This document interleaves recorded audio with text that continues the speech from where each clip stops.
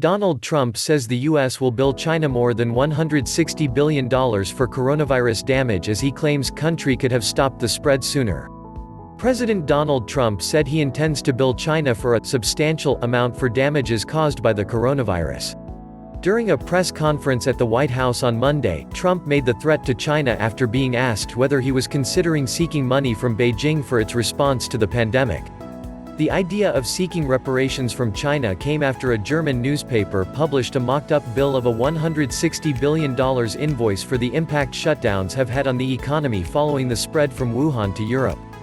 The president claimed he had a much easier idea and claimed he was planning on obtaining much more than what the Germans were suggesting. China's role in trying to cover up the extent of the virus when it first came to light has been used to blame the communist country for the spread of the disease around the world and preventing other countries from being prepared. President Trump has been one of the most vocal world leaders in attacking the authoritarian regime and has sought to shift culpability from his own administration's response to Beijing. "We have ways of doing things a lot easier than that," Trump told a coronavirus press briefing Monday in Washington, D.C. "Germany's looking at things, and we're looking at things, and we're talking about a lot more money than Germany's talking about. We haven't determined the final amount yet. It's very substantial," Trump added. Last week German paper Bild calculated an invoice of nearly €150 billion, around $162 billion, in economic damage to Germany because of the crisis. The idea of charging reparations to China is not endorsed by the German government, with Minister of Foreign Affairs Heiko Maas describing the concept as illusory. Trump's press conference demand for Chinese reparations came days after he threatened via Twitter to cancel the briefings after he stormed out at the weekend after just 22 minutes.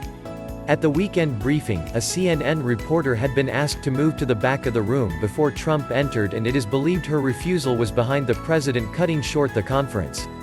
Despite a subsequent flurry of angry tweets attacking the media, Trump spoke from the Rose Garden at the White House on Monday addressing the damage the outbreak has done to the U.S. and the rest of the world. Coronavirus cases surpassed 1 million in the U.S. on Monday and deaths were more than 56,000. Trump's daily press briefings have become more and more contentious in recent days as he rages at reporters and contradicts his scientific advisors. "There are a lot of ways you can hold them accountable," Trump told the briefing. "We're doing very serious investigations, as you probably know. And we are not happy with China. We are not happy with that whole situation. Because we believe it could have been stopped at the source. It could have been stopped quickly, and it wouldn't have spread all over the world." Coronavirus broke out in Wuhan in November and critics have claimed the country played down the number of people infected.